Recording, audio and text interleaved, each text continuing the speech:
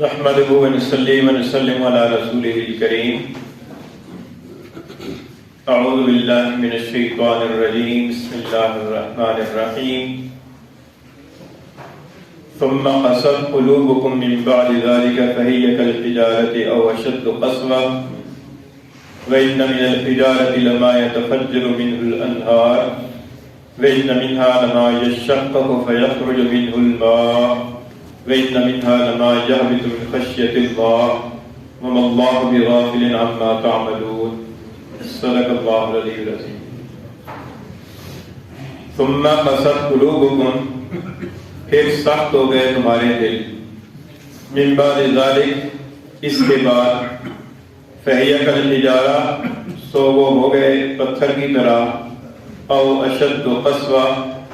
یا پتھر سے بھی زیادہ سخت. وَإِنَّ مِنَ الْحِجَارَةِ لَمَا يَتَفَجَّرُ مِنْهُ الْأَنْهَارُ، اور بے شک پتھروں میں سے بعض وہ ہیں کہ جن سے نہریں پھوٹ پڑتی ہیں. وَإِنَّ مِنْهَا لَمَا يَشَقَّقُ، اور ان میں سے بعض وہ ہیں کہ جو پھٹ جاتے ہیں. فَيَخْرُجُ مِنْهُ الْمَاءُ، سو نکل آتا ہے ان سے پانی. وَإِنَّ مِنْهَا لَمَا يَهْبِطُ مِنْ خَشْيَةِ اللَّهِ، اور بے شک ان میں سے بعض وہ ہیں کہ جو اللہ کے خوف سے گر پڑتے ہیں. وَمَا اللَّهُ بِغَافِلٍ عَمَّا تَعْمَلُونَ، اور اللہ تعالیٰ بے خبر نہیں ہے ان کاموں سے جو تم کرتے ہو. پچھلی آیات کریمہ میں گائے ذبح کرنے کا ایک خاص واقعہ بیان ہوا تھا، جس کے نتیجے میں یہ ہوا کہ گائے کے گوشت کا کچھ حصہ مقتول کے جسم پر مارا گیا تو مقتول اللہ کی قدرت اور اللہ کے حکم سے زندہ ہو گیا. اور یہ اللہ تعالیٰ کی قدرت کی ایک بہت بڑی نشانی تھی. اللہ تعالیٰ نے پچھلی آیت میں یہ فرمایا کہ وَيُرِيكُمْ آيَاتِهِ، کہ اللہ تعالیٰ تمہیں اپنی نشانیاں دکھلاتا ہے لَعَلَّكُمْ تَعْقِلُونَ، تاکہ تم سمجھو. اور اس سے پہلے بھی کئی آیات کریمہ کے اندر حضرت موسیٰ علیہ السلام کے ہاتھ پر اللہ تعالیٰ کی قدرت کے کئی کارناموں اور نشانیوں کا بیان ہوا ہے. ان سارے واقعات اور ان چیزوں کا نتیجہ یہ ہونا چاہیے تھا کہ بنی اسرائیل والوں کے دلوں میں نرمی آ جاتی اور بے حسی ختم ہو جاتی اور اللہ تعالیٰ کی قدرت کی پر اور آخرت کے عقیدے کی پر ان کا ایمان پختہ ہو جاتا. لیکن اس آیت کریمہ کے اندر اللہ تعالیٰ نے ان کی قساوت قلبی کی شکایت بیان فرمائی ہے اور فرمایا کہ ثم قست قلوبکم من بعد ذلک، کہ اس سب کچھ ہو جانے کے باوجود بھی تمہارے دلوں میں سختی آ گئی. یعنی بجائے اس کے کہ اللہ تعالیٰ کی قدرت کی نشانیاں دیکھ کر انسان کے دل میں نرمی پیدا ہو، فکر آخرت پیدا ہو اور اللہ تعالیٰ کی یاد انسان کے دل میں تازہ ہو، اس کی بجائے مزید دلوں کے اندر سختی آ جائے تو یہ بڑی بدنصیبی والی بات ہے. تو یہ فرمایا کہ ثم قست قلوبکم. اچھا، اس کے اندر کتاب تو بنی اسرائیل والے جو حضور اقدس صلی اللہ علیہ وسلم کے زمانے میں تھے ان کو ہے، لیکن مراد یہ ہے کہ تمہارے آباء و اجداد کے دلوں میں پھر اس کے بعد سختی آ گئی. اور وہی سختی آج بھی چلی آ رہی ہے کہ حضور نبی کریم صلی اللہ علیہ وسلم کی نبوت اور رسالت کو پہچان لینے کے باوجود بھی آپ کی پر بنی اسرائیل کے کچھ لوگ ایمان نہیں لا رہے تھے. اور چونکہ کتاب عام ہے اس لیے اس کے مخاطب تمام انسان ہیں اور تمام انسانوں میں سے جن جن انسانوں کے دل سخت ہیں اللہ تعالیٰ کی ان سے شکایت ہے. فرمایا کہ ثم قست قلوبکم، پھر تمہارے دل سخت ہو گئے. یعنی آج جو قرآن پڑھنے والے ہیں یا قرآن سننے والے ہیں ان سے بھی جن لوگوں کے دل سخت ہیں کے باوجود قرآن کی آیات پڑھنے کے اور سننے کے دلوں کے اندر کوئی تبدیلی نہیں آتی، کوئی فکر پیدا نہیں ہوتی، ان سے شکایت ہے کہ پھر بھی تمہارے دل سخت ہو گئے. من بعد ذلک، اس سب کے بعد، یعنی پورا قرآن بھی سن لیا، قرآن مجید کی آیات کا ترجمہ بھی سن لیا اور قرآن مجید کے احکام کا علم بھی ہو گیا اور قرآن مجید کی تلاوت بھی ہو گئی، لیکن اس کے باوجود دلوں کی سختی برقرار ہے. تو فرمایا کہ یہ ایک قابل فکر مقام ہے. فرمایا کہ پھر تمہارے دل سخت ہو گئے. اچھا، پھر دلوں کی سختی کی مثال اللہ تعالیٰ نے پتھر کے ساتھ دی. فرمایا کہ فَهِيَ كَالْحِجَارَةِ، یہ دل ایسے سخت ہو گئے گویا کہ یہ پتھر ہیں. علماء کرام نے فرمایا کہ اگرچہ لوہا بھی سخت ہے کیونکہ لوہے سے پتھر کو بھی توڑا جاتا ہے، لوہے کے جو اوزار ہوتے ہیں ان کے ذریعے سے پہاڑوں کی کٹائی ہوتی ہے، پہاڑوں کو توڑا جاتا ہے، لیکن لوہے کے مقابلے میں بھی اللہ تعالیٰ نے پتھر کو زیادہ سخت فرمایا، وہ اس وجہ سے کہ لوہا آگ کے اندر پگھل جاتا ہے، لیکن پتھر کیسے ہی کیوں نہ ہو اس کو آگ کے اندر کتنی دیر ڈالا جائے اس کے اندر کوئی فرق نہیں پڑتا، وہ پتھر کا پتھر ہی رہتا ہے۔ تو اس اعتبار سے اللہ تعالیٰ نے اس میں مثال پتھر کی دی ہے کہ فہی کالحجارہ، کہ وہ پتھر کی طرح سخت ہو گئے، اور اشد قسوہ، یا پتھر سے بھی زیادہ سخت ہو گئے۔ یعنی پتھروں کے اندر بھی پھر مختلف قسمیں ہیں، اور آگے اللہ تعالیٰ نے 3 قسمیں بیان فرمائی ہیں پتھروں کی، لیکن فرمایا کہ تمہارے دل تو ان پتھروں سے بھی زیادہ سخت ہو گئے، پتھری سے بھی بڑھ کر پتھری ہو گئے۔ وَإِنَّ مِنَ الْحِجَارَةِ لَمَا يَتَفَجَّرُ مِنْهُ الْأَنْهَارُ، فرمایا کہ پتھروں کی ایک قسم تو یہ ہے کہ وہ پتھر ان سے نہریں پھوٹ پڑتی ہیں۔ چنانچہ دیکھا گیا ہے جو پہاڑی علاقے ہوتے ہیں، پہاڑی علاقوں کے اندر جب چشمے پھوٹتے ہیں تو ان چشموں کا اگر وہ سرا ڈھونڈا جائے اور سراغ لگایا جائے کہ یہ پانی آ کہاں سے رہا ہے تو کسی نہ کسی پتھر میں سے نکلتا ہوا نظر آ رہا ہوگا، اس پتھر سے یہ چشمہ پھوٹ پڑا ہے۔ اور پھر وہ چشمہ صرف چشمہ ہی نہیں ہوتا بلکہ پوری نہریں جو ہے نا پتھروں سے پھوٹ کر آگے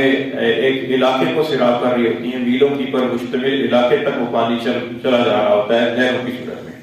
تو فرمایا کہ پتھروں میں سے بعض پتھر ایسے ہوتے ہیں کہ جن سے پوری نہریں پھوٹ پڑتی ہیں۔ وَإِنَّ مِنْهَا لَمَا يَشَّقَّقُ فَيَخْرُجُ مِنْهُ الْمَاءُ، اور فرمایا کہ بعض پتھر وہ ہوتے ہیں کہ جو پھٹ پڑتے ہیں، چر جاتے ہیں۔ یشقق کو لفظ جو ہے نا یہ شق سے ہے، شق کا معنی ہوتا ہے کریک ہو جانا، کسی پتھر کے اندر کریک پڑ جانا، چر جانا۔ چنانچہ بعض پتھروں کے اندر کریک آ جاتا ہے اور ان میں سے پانی جو ہے نا نکلنا شروع ہو جاتا ہے۔ یہ جو حضور اقدس صلی اللہ علیہ وسلم کی انگلی کے اشارے سے چاند 2 ٹکڑے ہوا تھا، اس کو بھی شق القمر کہا جاتا ہے۔ اقتربت الساعة وانشق القمر، اس کو بھی اسی لیے کہا جاتا ہے کہ اگر چاند کو کہ ہم نے دیکھا نہیں ہے لیکن چاند کی جو معلومات ہیں اس کے مطابق چاند بھی مختلف طرح کی دھاتوں کی پر مشتمل ایک بہت بڑا کرہ ہے، تو وہ کرہ جو ہے نا وہ سمجھیں کہ آپ پتھر ہی کی طرح ہے، لیکن وہ حضور صلی اللہ علیہ وسلم کی انگلی کے اشارے سے 2 ٹکڑے ہو گیا تو اس کو شق کہا گیا، شق القمر۔ اسی طریقے سے دنیا کے اندر بھی کئی پتھر ایسے ہوتے ہیں کہ جن پتھروں کو دیکھا جائے تو ان کے اندر شگاف بڑھ جاتا ہے اور ان میں سے بھی پانی نکل آتا ہے۔ اور تیسری قسم فرمایا کہ وَإِنَّ مِنْهَا لَمَا يَهْبِطُ مِنْ خَشْيَةِ اللَّهِ، کہ بعض پتھر ایسے ہیں کہ وہ گو کے چرتے نہیں ہیں اور ان میں سے پانی کا ایک قطرہ بھی نہیں نکلتا، لیکن وہ پتھر جو ہے نا وہ اللہ تعالیٰ کے خوف کی وجہ سے لڑک پڑتے ہیں۔ کئی دفعہ پہاڑی راستوں کے اوپر چلتے ہوئے آدمی دیکھتا ہے، محسوس کرتا ہے کہ کوئی پتھر ویسے ہی اوپر سے نیچے آ گیا، تو وہ ہمیں تو ایسا محسوس ہوتا ہے نا کہ ویسے ہی آ گیا، لیکن حقیقت میں اللہ تعالیٰ کے خوف کی وجہ سے وہ لڑک پڑتا ہے۔ جیسے لینڈ سلائڈنگ ہوتی ہے اور پتھروں کی بڑی چٹانیں جو ہے نا اوپر سے نیچے آ جاتی ہیں، تو ان میں اور بھی اسباب ہو سکتے ہیں، لیکن ایک سبب ان کا جو ہے نا اللہ تعالیٰ کا خوف بھی ہوتا ہے کہ خوف خداوندی کی وجہ سے وہ نیچے کو لڑک پڑے۔ اچھا، یہاں پر 3 قسم کے پتھروں کا اللہ تعالیٰ نے ذکر فرمایا۔ اس میں اللہ تعالیٰ یہ سمجھانا چاہتے ہیں کہ انسانوں کے اندر بھی 3 قسم کے لوگ ہیں۔ بعض انسان وہ ہوتے ہیں کہ جن کے اندر سے پانی کی، یعنی جن کے اندر سے وہ علوم کی نہریں بہتی ہیں اور ان سے ایک علاقے کا علاقہ سیراب ہوتا ہے۔ چنانچہ بعض اللہ تعالیٰ کے اہل اللہ تعالیٰ کے مقبول بندے اور بعض اللہ تعالیٰ کے جو علم دیے ہوئے بندے ہیں، ان کا اتنا فیض جاری ہوتا ہے کہ پورے کا پورا علاقہ جو ہے نا ان سے سیراب ہوتا ہے، جس طرح نہر سے پورے علاقے جو ہے نا وہ سیراب ہو جاتے ہیں۔ اور بعض انسان ایسے ہوتے ہیں کہ جن سے تھوڑا بہت پانی نکلتا ہے، یعنی وہ محدود علاقے کے جو لوگ ہیں وہ ان سے فیض اٹھاتے ہیں، تو وہ بھی ایک طرح کے لوگ ہوتے ہیں۔ اور بعض لوگ وہ ہوتے ہیں کہ جن سے پانی تو نہیں نکلتا، جن سے دوسروں کو تو فیض نہیں ملتا، لیکن وہ خود اپنی ذات کے اندر جو ہے نا اپنے ایمان کو سلامت لے جاتے ہیں۔ اپنے اندر ایمان ہوتا ہے، اپنے اندر خشیت ہوتی ہے، خوف خدا ہوتا ہے اور آخرت کی فکر ہوتی ہے، جس کے نتیجے کے اندر وہ خود اپنے آپ کو سلامت دنیا سے ایمان کے ساتھ لے جاتے ہیں۔ تو یہ فرمایا کہ یا خشیت اللہ کی مثال ہے۔ اور بعض لوگ ایسے ہوتے ہیں کہ یہ اتنے بے حس ہوتے ہیں کہ وہ اپنے ایمان کو بھی سلامت نہیں رکھ سکتے۔ وہ ان کی مثال ایسی ہے کہ فہیۃ الحجارہ، کہ وہ پتھر کی طرح ہے، اور اشد قسوہ، یہ پتھر سے بھی زیادہ سخت ہے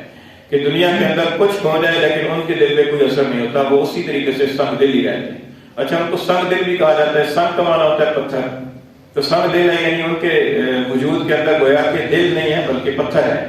اور وہ کسی کا کوئی دکھ دیکھ کر انہیں کوئی ان کے اندر تبدیلی نہیں آتی، کوئی ان کا دل بسیجتا نہیں ہے، اور کوئی ان کے دل کے اندر یہ نہیں آتا کہ یار یہ بھی میری طرح انسان ہے، کوئی فکر ہی نہیں ہے، کوئی ایسی بے حسی کاری ہوتی ہے، مردہ ضمیری جس کو کہہ لیں۔ تو فرمایا کہ یہ ان کی مثال ہے کہ فَهِيَ كَالْحِجَارَةِ أَوْ أَشَدُّ قَسْوَةً، کہ پتھر کی طرح ہے، سنگ دل ہے، یا سنگ دلی کے اندر پتھر سے بھی زیادہ سخت قسم کے لوگ ہیں۔ تو ایسے بعض کھردرے قسم کے لوگ ہوتے ہیں کہ جن کے سامنے جو ہے نا وہ کئی طرح کے اس طرح کے واقعات ہوتے ہیں، لیکن ان کے دل پہ کوئی اثر نہیں ہوتا۔ تو یہ تین طرح کے پتھروں کا اللہ تعالیٰ نے ذکر فرمایا۔ اچھا، یہ جو فرمایا کہ پتھروں کے اندر یہ چیز ہوتی ہے کہ وہ اللہ تعالیٰ کے خوف سے گر بھی پڑتے ہیں، تو اس سے ہی معلوم ہوتا ہے کہ پتھروں کے اندر بھی کسی درجے کے اندر شعور اور احساس ہوتا ہے، گو کہ ہمیں اس کا ادراک نہیں ہو سکتا، ہماری فہم ناقص ہے، لیکن حقیقت کے اعتبار سے اگر دیکھا جائے تو حقیقت میں ان کے اندر بھی کچھ نہ کچھ احساس اور کچھ نہ کچھ جو ہے نا وہ شعور یا اللہ تعالیٰ کی خالقیت کا کوئی نہ کوئی تصور ان کے اندر بھی ہوتا ہے۔ چنانچہ دوسری جگہ پر سورہ بنی اسرائیل میں اللہ تعالیٰ نے فرمایا ہے کہ وَإِن مِّن شَيْءٍ إِلَّا يُسَبِّحُ بِحَمْدِهِ وَلَٰكِن لَّا تَفْقَهُونَ تَسْبِيحَهُم، کہ کوئی چیز ایسی نہیں ہے کائنات کی کہ جو اللہ تعالیٰ کی حمد کے ساتھ ملا کر اللہ کی تسبیح بیان نہ کر رہی ہو، لیکن تم ان کی تسبیح کو سمجھتے نہیں ہو۔ تو ہمیں تو یہ محسوس ہوتا ہے کہ جانوروں کے اندر کچھ حص ہے، ہمیں تو نباتات کے اندر بھی اس طرح کی حص محسوس نہیں ہوتی، حالانکہ نباتات کے اندر بھی حیات ہے، نشو و نما ہے، اور پتھروں کے اندر اور پہاڑوں کے اندر بھی نقل و حرکت ہے اور نشو و نما بھی ہے،